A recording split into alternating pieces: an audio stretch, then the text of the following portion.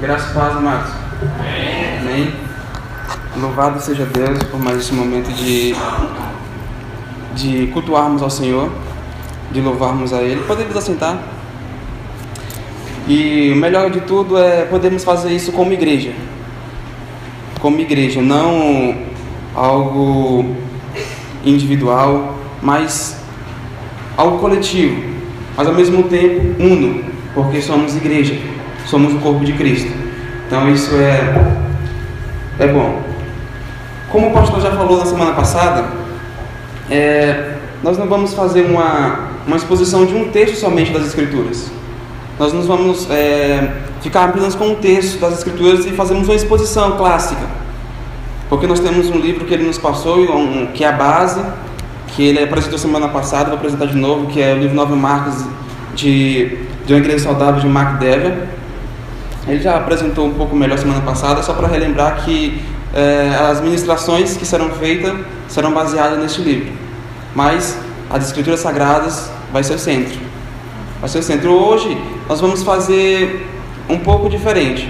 Nós vamos correr um pouco nas Escrituras Sagradas mediante a entrega da mensagem para vocês.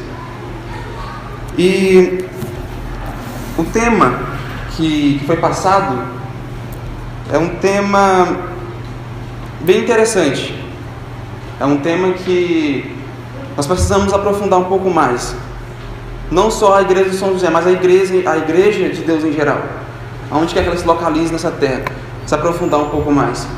Que é teologia bíblica. Ou seja, uma igreja saudável, ela tem uma teologia bíblica.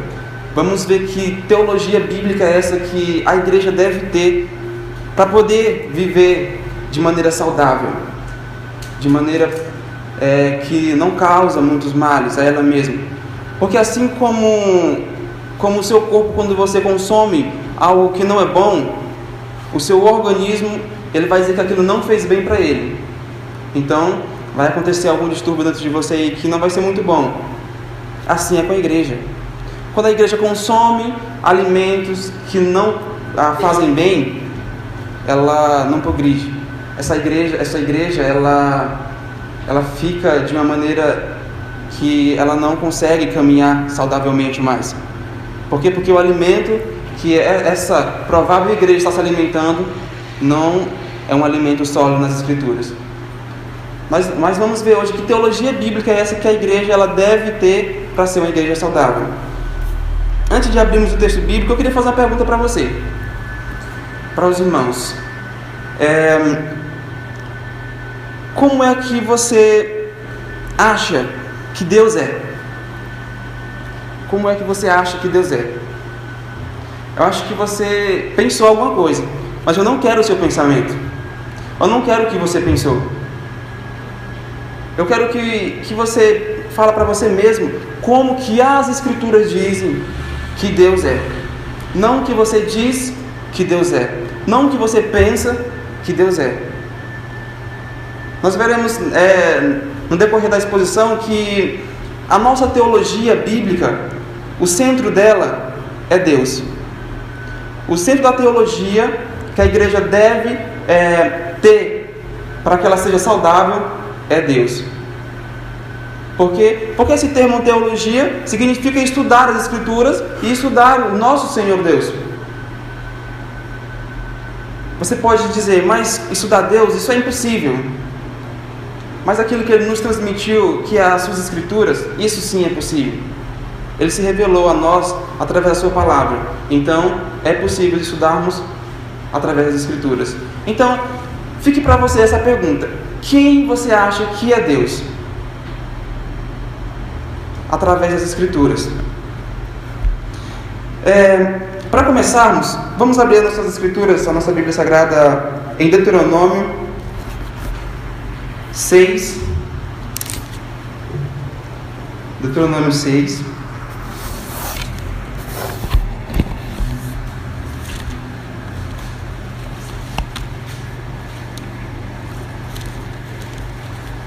Eu peço que quando terminarmos esse texto, você não feche a sua Bíblia, porque a gente vai considerar alguns outros textos bíblicos também.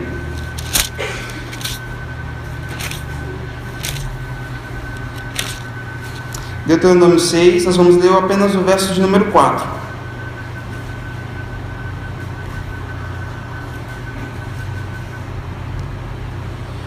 E o texto diz assim: Ouve, Israel, o Senhor nosso Deus é o único Deus e o único Senhor.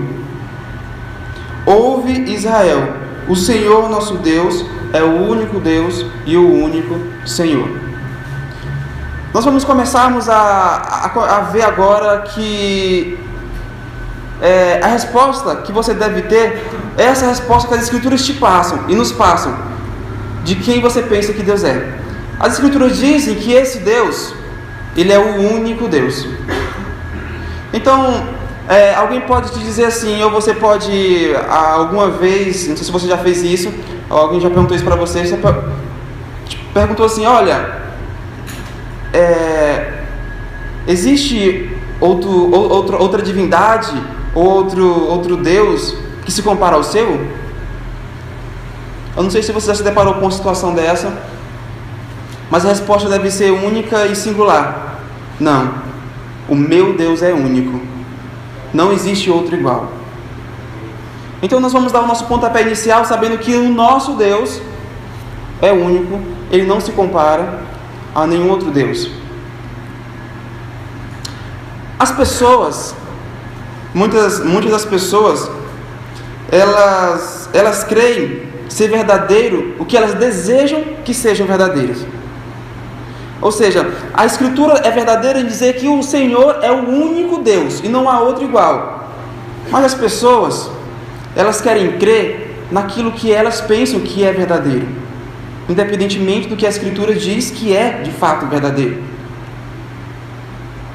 E a igreja nos dias de hoje, não generalizando, está querendo crer naquilo que ela defende, que ela deseja que é verdade, sem considerar o que as Escrituras dizem de fato que é verdade.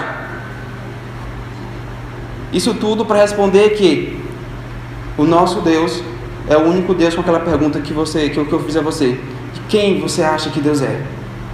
Quem você acha que Deus é? O Senhor nosso Deus é o único Deus e o único Senhor.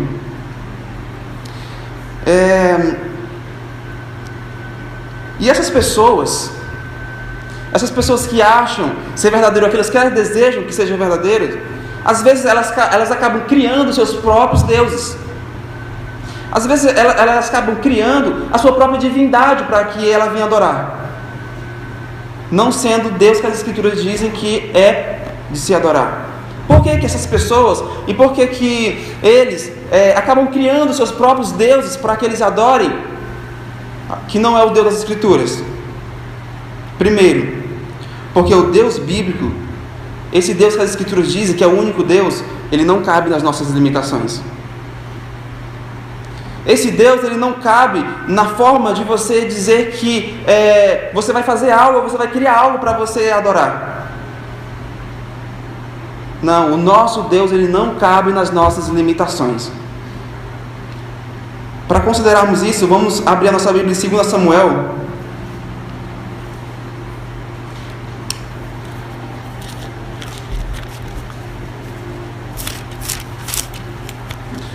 Capítulo de número 7.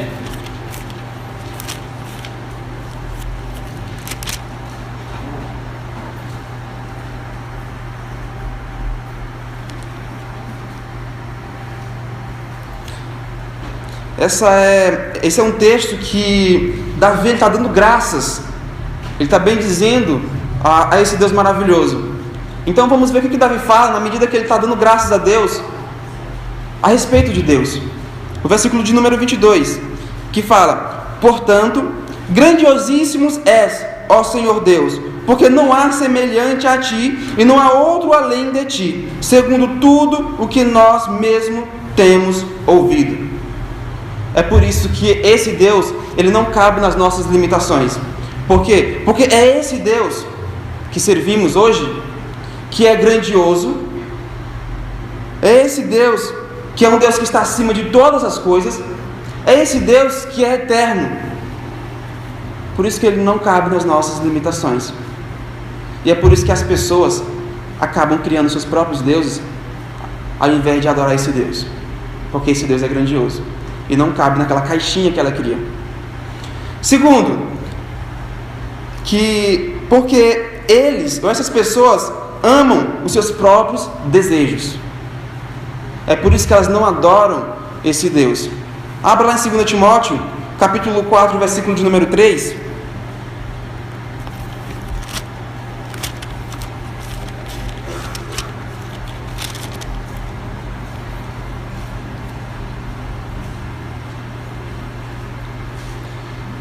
Paulo ele vai escrever ao seu amado filho na fé, Timóteo, já de olho na sua morte, já contemplando a sua morte, ele vai dizer algo para Timóteo, que é bem relevante aos nossos dias, que diz no versículo 3: pois haverá tempo em que não suportarão a sã doutrina, pelo contrário, cercar-se-ão dos mestres, segundo as suas próprias cobiças, como sentindo coceiras nos ouvidos. Pois haverá tempo em que não suportarão as sã doutrinas, pelo contrário, cercar-se-ão de mestres. Amados, essas pessoas, elas amam, elas desejam, elas têm prazer no seu próprio ego, podemos dizer, na sua própria vontade, nos seus próprios desejos.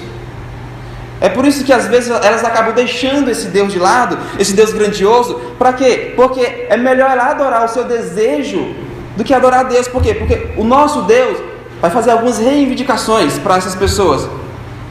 Que reivindicações são essas? Viver uma vida santa, viver uma vida piedosa. E por essas pessoas não quererem viver, não quererem fazer a vontade desse Deus, de viver uma vida de santificação, uma vida piedosa, de amor, de redenção diante desse Deus, elas acabam adorando seus próprios desejos, porque é mais fácil, não tem tanto sacrifício. É por isso que elas acabam adorando seus próprios desejos. Mas, amados, uma das principais características de uma igreja saudável é o entendimento correto de quem Deus é. É o que nós vamos fazer e já estamos fazendo nessa noite. Uma igreja que deseja andar saudavelmente é uma igreja que entende de fato quem Deus é segundo a luz das Escrituras, segundo o que a Bíblia diz.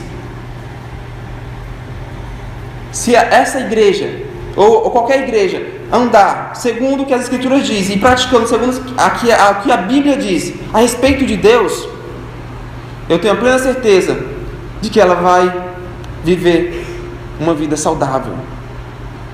A igreja vai ser saudável porque ela entende quem Deus é. Ela entende quem Deus é. Mas nós devemos entender quem Deus é em dois aspectos: no seu caráter, quem é Deus no seu caráter, e quem é Deus no seu tratar conosco, como Deus nos trata. A igreja ela deve entender quem Deus é nesses dois aspectos, principalmente no caráter de Deus, que nós vamos ver, e como Deus lida conosco, com pessoas redimidas e com pessoas em pecado. Como Deus lida. Amados, uma igreja ela é saudável quando ela entende que o Deus da Bíblia, o Deus que as Escrituras falam, o Deus que a Bíblia deixa bem explícito, a igreja ela só é saudável quando ela entende que esse Deus é um Deus criador.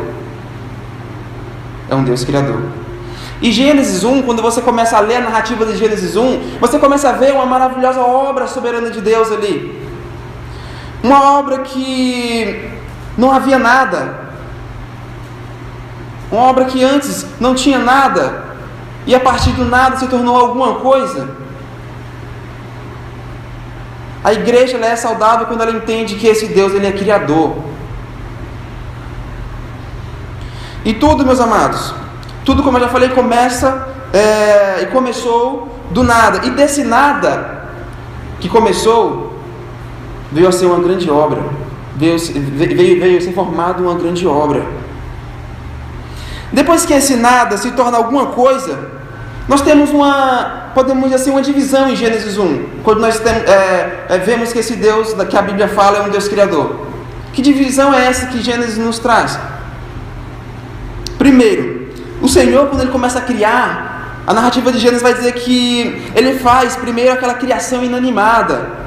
Mas que criação inanimada é essa? Por que inanimada? Porque Ele cria aquelas coisas que ainda não têm vida. Por isso inanimada. Ele começa a criar essas coisas que não têm vida, tipo água, luz, terra. Então, o Senhor, nosso Deus, Ele começa a fazer essa criação, criando as coisas inanimadas. Segundo, Ele cria o reino animal, como podemos ver a partir do versículo 20 do capítulo 1 de Gênesis. Aí já começa a criar vida. Aí já começa a ter vida, porque agora já passa a ser os animais. O nosso Senhor, Ele cria as coisas animadas, que não têm vida, e Ele começa a criar, a partir do versículo 20, e se você considerar os animais, o reino animal. E enfim, Ele cria o homem e a mulher à sua própria imagem.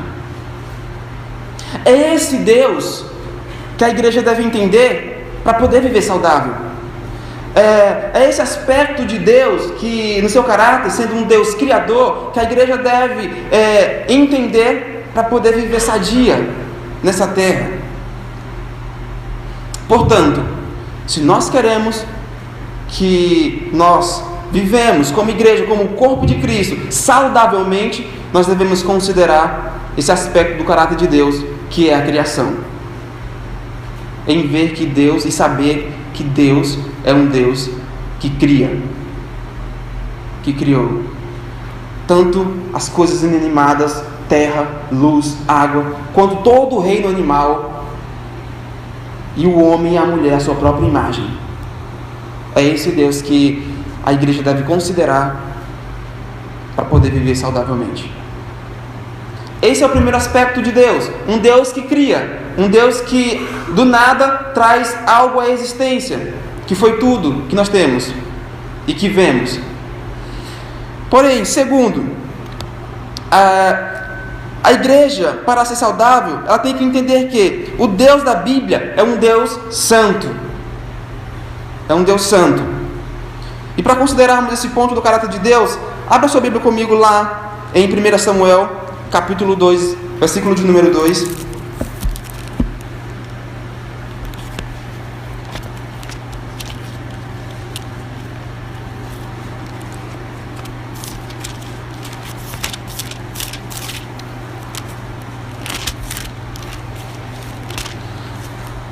Nós vemos Ana aqui orando, Ana dando graças ao Senhor também. Mas o que Ana vai falar, vai tratar nessa porção das Escrituras que ela fala a respeito da santidade de Deus? Versículo de número 2 diz: não há santo como o Senhor, porque não há outro além de ti, e rocha não há nenhuma como o nosso Deus. Ana, ela já deixa bem claro no seu cântico aqui, as Escrituras narram que o Senhor, esse Deus que é o mesmo Deus que cria, é um Deus que no seu caráter é santo, é um Deus que no seu caráter é incomparável. Por quê? Porque o nosso Deus que servimos, esse Deus que nós adoramos, é um Deus que é totalmente puro em seu ser, na sua natureza. O Senhor, Ele não peca, Ele não pode pecar, porque Ele é santo, Ele é puro. Porém, a impecabilidade é um dos principais atributos de Deus. Um Deus que é puro. Mas um Deus que é puro, não porque em determinado momento Ele passou a ser puro, não. A sua natureza, em essência, Ele é puro, Ele é santo. Então a igreja deve considerar esse caráter de Deus, um caráter de um Deus criador e um caráter de um Deus que é completamente e plenamente santo. Por Ele, meus amados, por Ele ser santo e por Ele ser puro, esse Deus, Ele é incomparável, como diz Isaías no capítulo 40 e no versículo 18 do seu livro. Por Ele ser santo, Ele não se iguala a ninguém. Não há quem fique no mesmo patamar que o nosso Deus. O nosso Deus, Ele é incomparável. E também, amados, nós devemos sabedores de que o nosso Deus é um Deus santo, é um Deus puro. Nós devemos zelar pela santidade do nome de Deus. Quando você entra lá no ambiente do Novo Testamento, abra aí comigo em Mateus 6. Mateus capítulo 6, no versículo de número 6.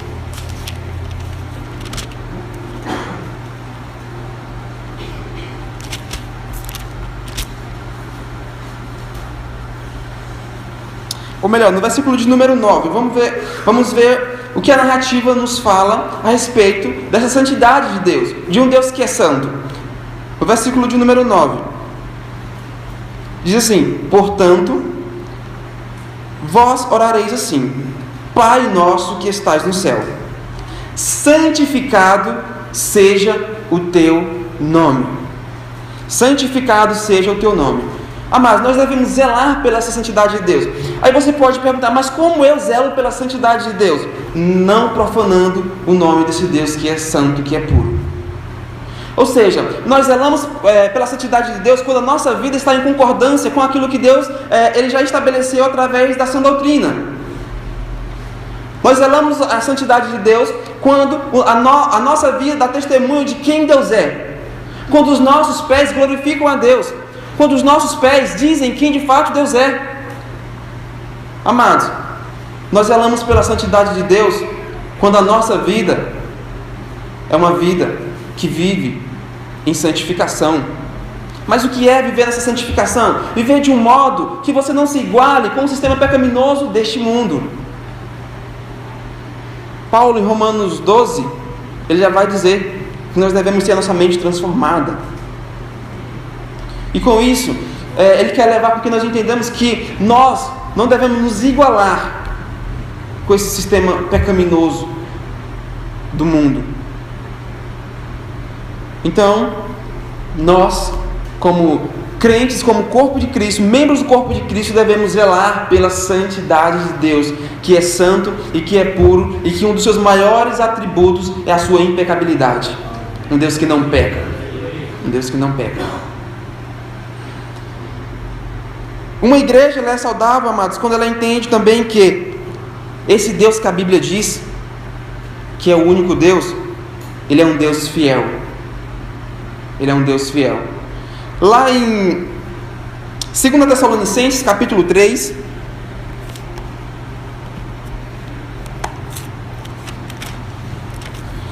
capítulo 3, versículo de número 3. Paulo já começa esse verso afirmando algo. Ele fala: todavia, o Senhor é fiel, Ele vos confirmará e guardará do maligno. Todavia, o Senhor é fiel. Amados, esse Deus que é um Deus que cria em seu caráter, esse Deus que em seu caráter Ele é santo, esse Deus que em seu caráter Ele é fiel. Vamos ver em que parte da fidelidade de Deus temos que ver para entendermos ou para vermos que essa igreja deve ser saudável. O Deus bíblico, esse Deus que nós estamos tratando, Ele foi fiel quando Ele prometeu a redenção aos caídos. Ele foi fiel.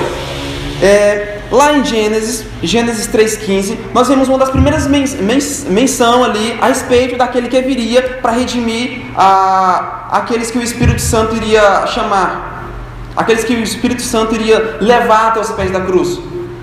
Gênesis, lá no capítulo 3, verso 15, já vai declarar que viria um que iria redimir os caídos.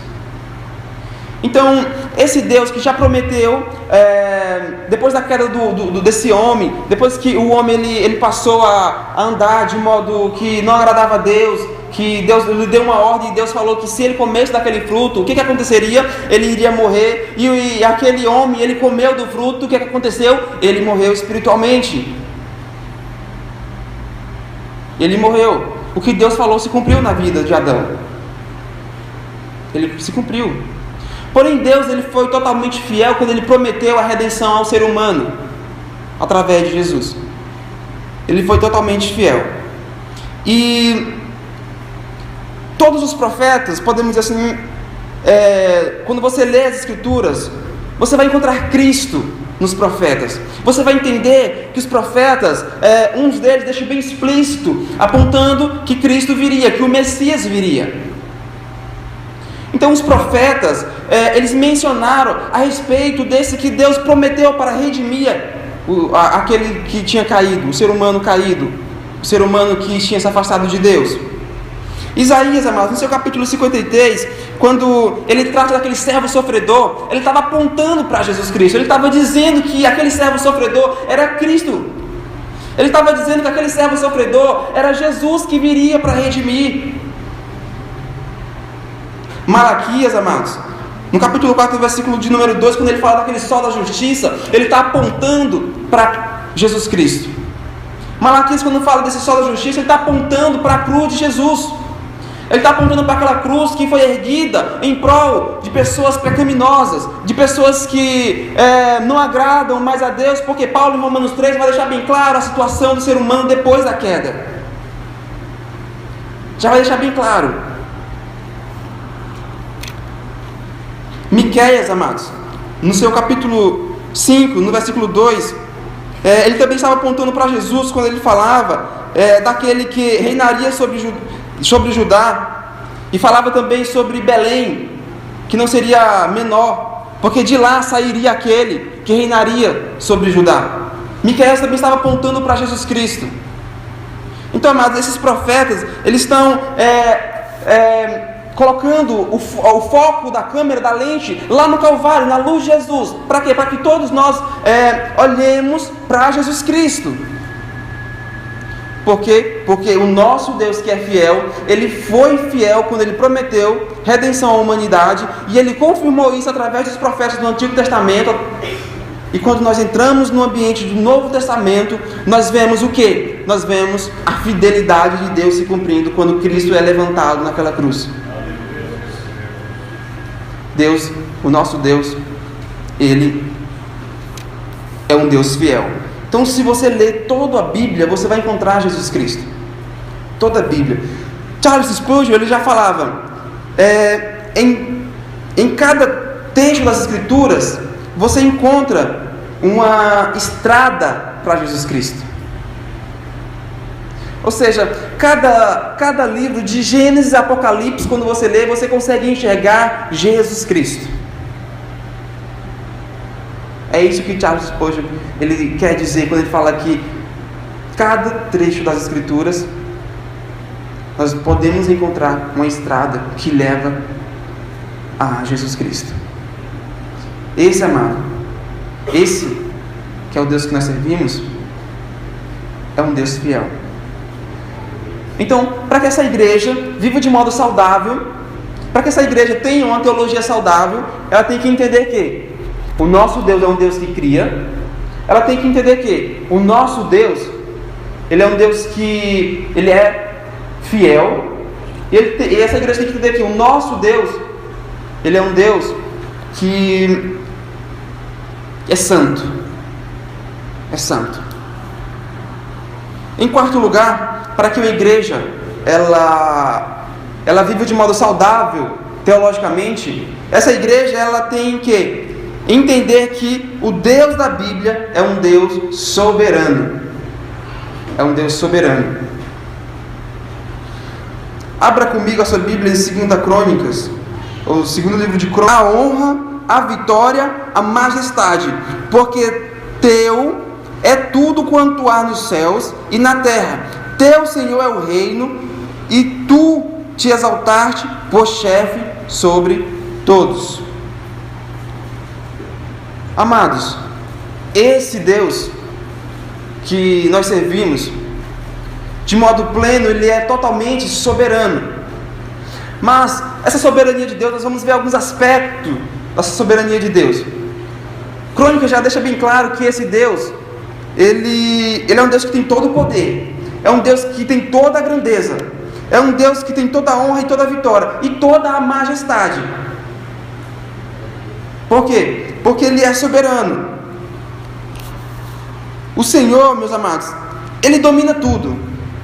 Ele domina tudo, porque Ele é soberano. Lá no Salmo 103, no versículo 19 diz: nos céus estabeleceu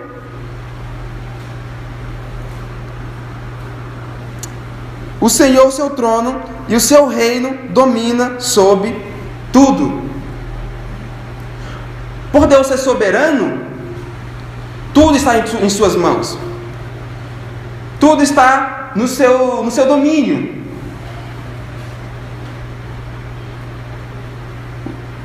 O Senhor, meus amados, Ele domina. Nós começamos falando sobre aquela matéria inanimada que o Senhor começou a crer, que o Senhor começou a criar. O Senhor, Ele domina toda essa matéria inanimada que nós vimos. Toda essa matéria inanimada. Por quê? Porque quando o Senhor Ele começa a criar, Ele fala: haja luz. E a Bíblia diz que na medida que Ele fala haja, o que acontece? A luz vem. Então o Senhor Ele domina. Ele está em suas mãos. Toda essa matéria inanimada que mesmo que não tem vida, mas foi o Senhor que criou. Então o Senhor domina. Deus também, Ele falou quando Ele disse: ajuntem-se as águas debaixo dos céus num só lugar, e apareça porção seca. E o verso vai dizer lá em Gênesis: e assim se fez. Por quê? Porque esse Deus, Ele é um Deus soberano. Porque esse Deus, Ele é um Deus que domina. Ele é um Deus que rege. É um Deus que tem o poder em suas mãos. Amados, quando o faraó ele não quis libertar o povo de Deus, quando ele se endureceu e não quis libertar o povo de Deus, ali vemos também o domínio de Deus sobre todas as coisas inanimadas. Por quê? Porque mediante a ordem do Senhor, o Senhor Ele cessa a luz e tudo se faz em trevas. Os rios, ou o rio, se torna em sangue. Mas como? É porque o Senhor domina. O Senhor, Ele é soberano sobre essas coisas inanimadas. Essas coisas que não têm vida. O Senhor, Ele rege o seu poder sobre essas coisas também. Ele criou, Ele sustenta, Ele domina. Até o universo foi o Senhor que criou. E o universo precisa da sustentabilidade de Deus para continuar sendo o universo até hoje. Por quê? Porque o Senhor domina. O Senhor, Ele domina também, meus amados. Ele é soberano sobre os animais dessa terra. Sobre os animais. Quando o Senhor deu ordem a Noé para ele construir a arca, Noé construiu a arca. Porém, Noé foi buscar os animais? Não, os animais vieram. 2 animais de cada espécie chegaram até a arca e entraram. Por que isso aconteceu? Porque o Senhor domina os animais, o reino animal. Amado, quando o profeta Daniel estava naquela cova com os leões, ele mesmo fechou a boca dos leões? Não. O Senhor fechou a boca daqueles leões. E os leões não devoraram Daniel. Por quê? Porque o Senhor tem domínio sobre os leões. O Senhor domina.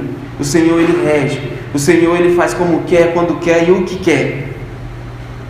O Senhor, meus amados, Ele é um Deus que, além de dominar a água, a terra, a árvore. Por que árvore? Quando Jesus ele estava caminhando e eles procuraram fruto naquela figueira, o que Jesus fez? ele amaldiçoou aquela figueira. E eles foram, quando voltaram, o que tinha acontecido com aquela figueira? Ela tinha murchado, ela morreu. Por quê? Porque a voz do Senhor é poderosa quando Ele domina. E Ele domina de fato.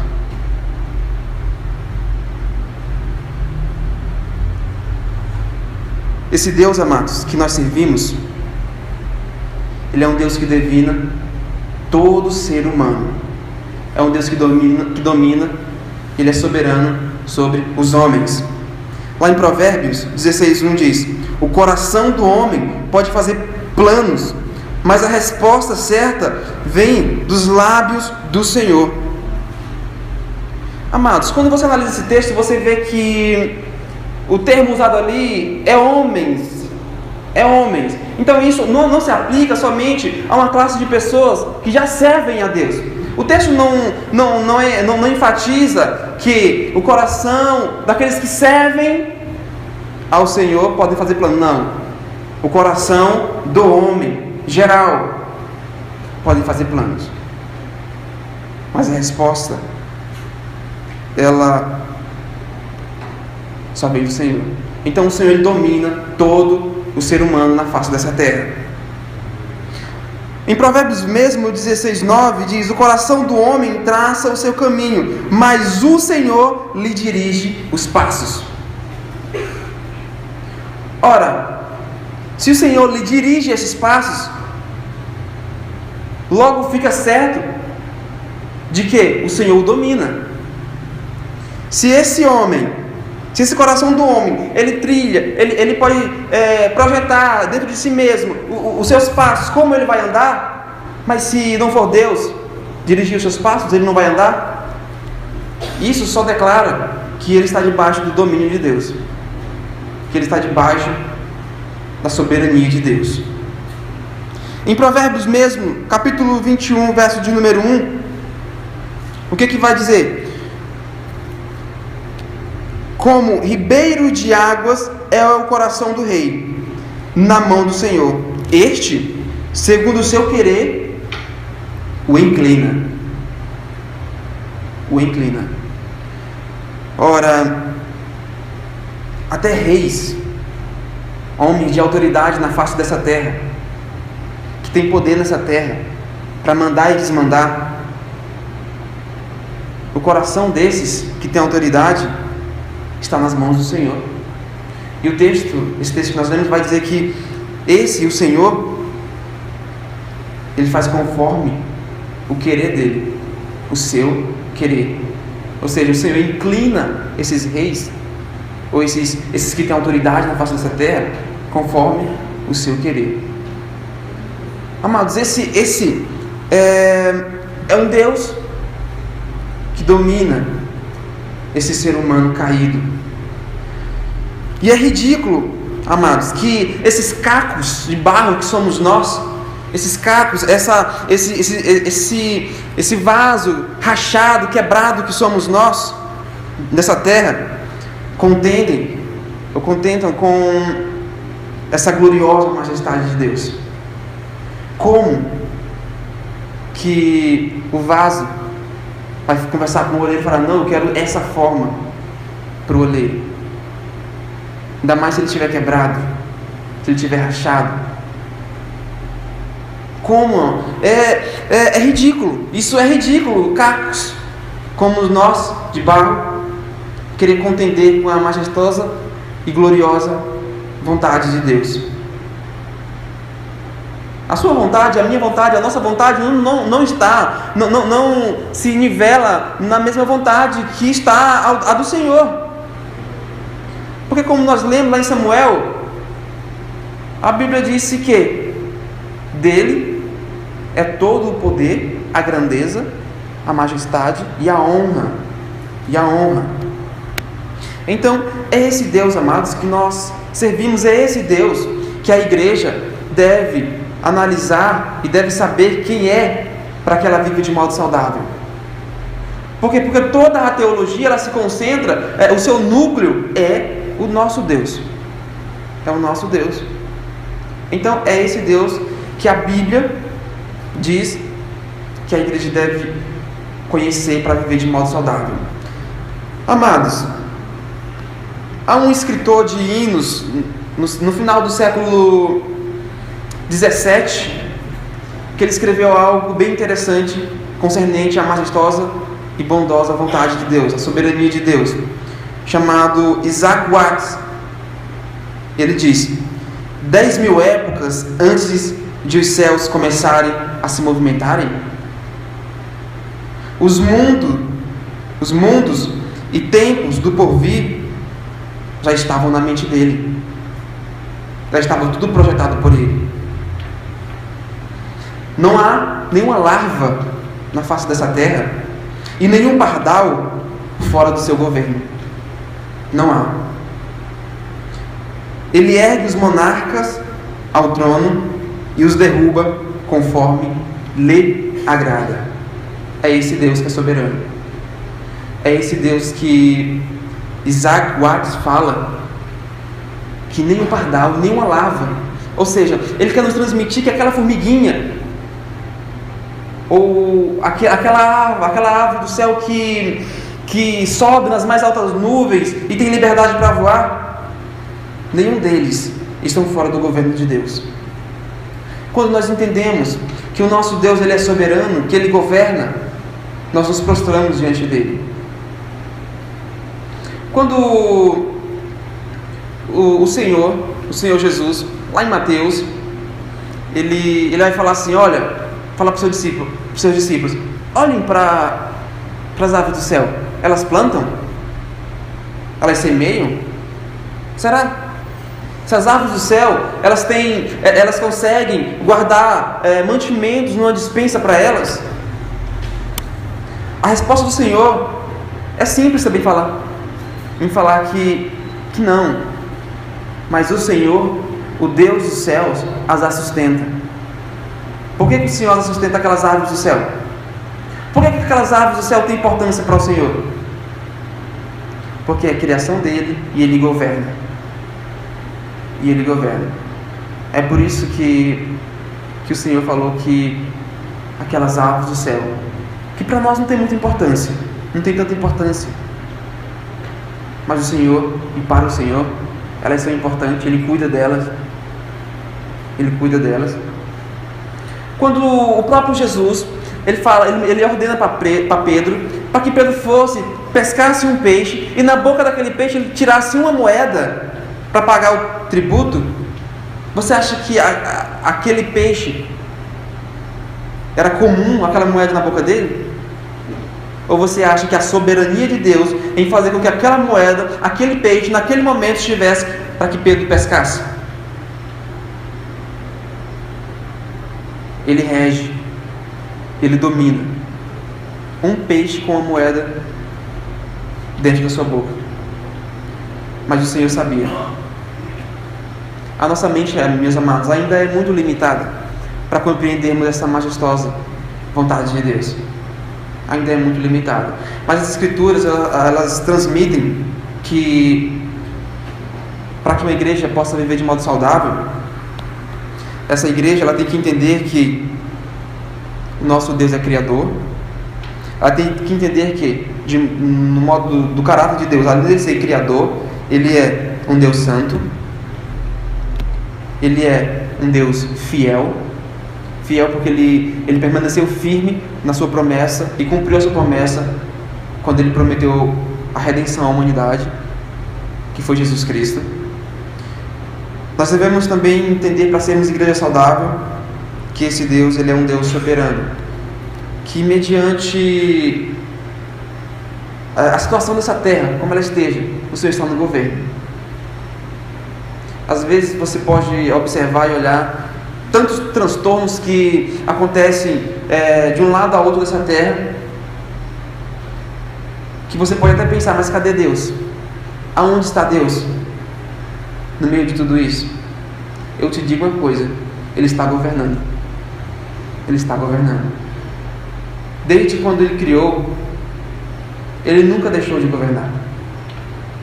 Quando Deus falou, haja luz, quando Deus falou, até hoje, Ele não deixou de lado a sua criação e dizer: não, eu cansei dessa criação, eu cansei, não dá mais.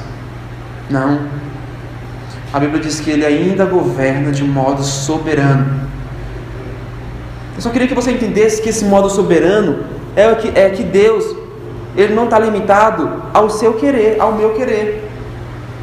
Porque Deus, Ele tem vontade. Às vezes nós não conseguimos entender que Deus, Ele tem vontade. Ele fala: eu quero isso e isso vai ser feito. Eu quero fazer aquilo e aquilo vai ser feito.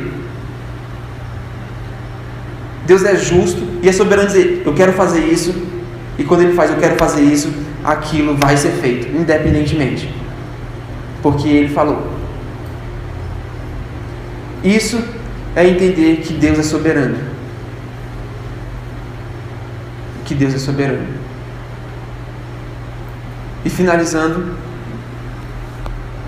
o nosso Deus, Ele é soberano na salvação do ser humano, na remissão dos pecados do ser humano. Por que Ele é soberano? Porque foi Ele que proveu a redenção. Não tem como você dizer: não, eu quero me salvar, eu vou salvar alguém. Isso é algo ridículo, você dizer, proclamar isso. Porque o nosso Deus, Ele é soberano sobre a salvação. E quando João escreve o seu Evangelho, ele vai dizer que o Espírito Santo, o Espírito, aquele Espírito que Cristo, antes de subir ao céu, Ele prometeu que estaria conosco. João vai dizer que esse Espírito convence o ser humano do pecado, da justiça e do juízo. Mas por que o Espírito Santo faz isso? Por quê? Porque é soberano.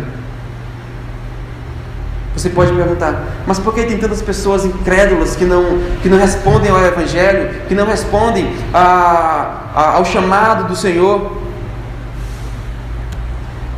A Bíblia diz que é o Espírito que convence do pecado, da justiça e do juízo. Porém, amados, nós temos aquela responsabilidade de levar o Evangelho. Porque as pessoas, elas só ouvirão a voz do Espírito Santo, elas só ouvirão a voz do Espírito Santo no seu coração quando o Evangelho a mostra a situação que ela está. Romanos 3. Paulo diz o quê? Que esse homem, Paulo vai dizer bem, diante dele não há mais temor de Deus. Paulo vai dizer que esse homem que pecou diante de Deus, ele não tem mais prazer diante de Deus. Ele não tem mais prazer diante de Deus. É por isso que se fez necessário a soberania de Deus na salvação, enviando Jesus Cristo. Enviando Jesus Cristo. E Cristo sendo levantado naquela cruz, Ele morreu e ressuscitou, consumando a nossa salvação. E até hoje o Espírito continua a salvar. E até hoje o Espírito continua a chamar. Até hoje o Espírito continua a levar pecadores aos pés da cruz. Deus, Ele é soberano na salvação. Porque se não fosse Deus, prometeu a redenção, lá em Gênesis 3,15, nós não teríamos saída alguma. Não teríamos como conhecer a Deus. Nós estávamos caminhando de passos largos para o inferno.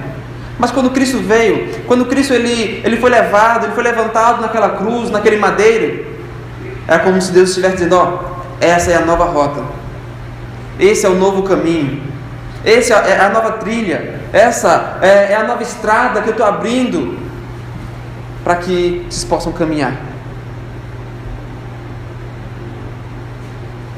Ele toma decisões. E a principal decisão que Deus tomou foi de salvar através de Jesus, através da cruz. Então, amados, se queremos ser uma igreja saudável, temos de fato que viver esse Deus da Bíblia, esse Deus bíblico,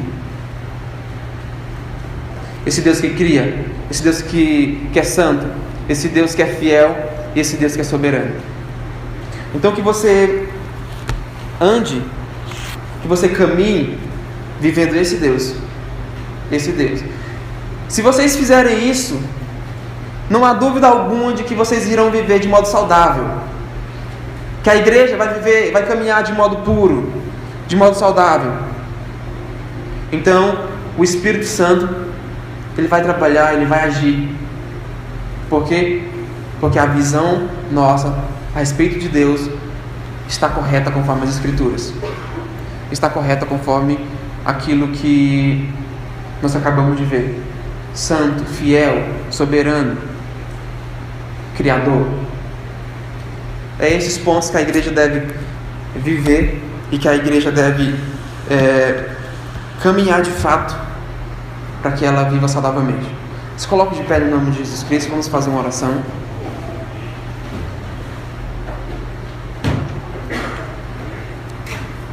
Oremos. Senhor Deus, querido e eterno Pai, nós te glorificamos e te exaltamos, ó Papai amado, porque o Senhor nos mostra na Tua Palavra que para vivermos saudavelmente como igreja, como corpo de Cristo, Papai amado, nós temos que conhecer que o Senhor é um Deus que cria, Papai. O Senhor é um Deus que criou, Senhor meu Deus. Temos que conhecer que o Senhor é um Deus santo no seu caráter, um Deus, ó Papai amado, que não pode pecar, porque o Senhor é perfeito, o Senhor é justo e é puro. E também, Papai amado, a Tua Palavra nos diz que temos que olhar, Senhor Jesus, temos que ver de modo detalhado que o Senhor é um Deus fiel, Papai amado. O Senhor foi fiel quando o Senhor prometeu a redenção, Senhor Jesus, para o ser humano, para aquele que estava pecado, para aquele que estava sujo, para aquele que estava caído na beira do caminho, Papai. Mas o Senhor enviou Jesus, o nosso Salvador, e nos levantou, Papai amado, e nos ergueu novamente com o poder, Papai amado, com eficácia no Evangelho, Senhor Jesus. Obrigado, porque o Senhor é um Deus soberano, Papai. Se não fosse a Tua soberania sobre nós, o que seríamos, ó Papai? O que seríamos e aonde chegaríamos, ó Senhor, meu Pai? Mas por Senhor e pelo Senhor, Papai amado, por causa do Senhor ser soberano, hoje nós somos pessoas, Papai amado, salvas, e nós iremos alcançar um lugar, Papai amado, onde viveremos de modo saudável, onde viveremos, Papai, de modo santo, de modo puro, Senhor, meu Pai. Um lugar, Papai, onde o Senhor já nos prometeu na Tua Palavra, Senhor. Então, Senhor, nós te pedimos, ensina-nos, ó Pai, ensina-nos a viver essas verdades, Papai amado, que a Tua Palavra nos transmite. Ensina-nos a viver, Senhor Jesus, de modo puro, de modo santo, Papai amado, de modo de santificação, Senhor, onde o Senhor é glorificado através da nossa vida, Papai. Ensina-nos, ó Papai amado, porque às vezes nós não sabemos, ó Papai, nós não sabemos porque a Tua Bíblia diz que nós somos depravados, nós somos pessoas pecaminosas, nós somos pessoas errantes, ó Papai. Por isso nós necessitamos de Ti, por isso nós necessitamos, ó Papai amado, da Tua graça sobre nós. Essa graça que nos transforma, Pai. Essa graça, Senhor Jesus, que nos leva a sermos pessoas, ó Senhor Jesus, que Te agradam, a simplesmente, Senhor Jesus, com um modo de viver, ó Papai. Senhor, nós só queremos, ó Pai, que os nossos passos, nós só queremos que as nossas mãos, que a nossa mente, os nossos lábios, os nossos olhos, os nossos ouvidos rendem glória diante de Ti, Te glorifiquem também, Papai amado. Ensina-nos, ó Papai querido, que a Tua Palavra sempre, Papai, sempre como nós acabamos de ver, Papai, seja luz, ó Papai, como ela é de fato para o nosso caminho, seja luz ao nosso coração, Papai. Que a Tua Palavra abra os nossos olhos para contemplarmos e vermos que alimento, Senhor Jesus, nós estamos consumindo, que alimento, Senhor Jesus, nós devemos consumir, ó Pai, para que o organismo da Tua igreja, Senhor Jesus, seja saudável, para que o organismo da Tua igreja seja puro, para que o organismo da Tua igreja, Papai amado, viva de conformidade com aquilo que o Senhor quer, Papai amado, daquilo que o Senhor, Papai amado, deseja, Senhor, e que a Tua Escritura revela. No nome do Teu Filho Jesus, ó Papai, aquele que foi estendido naquela cruz, aquele, Papai amado, que ressuscitou, aquele que consumou a nossa salvação, Pai. É no nome deste, Senhor Jesus, e é por este que nós oramos nessa noite, neste momento, te agradecendo por tudo, em Cristo Jesus. Amém, Pai.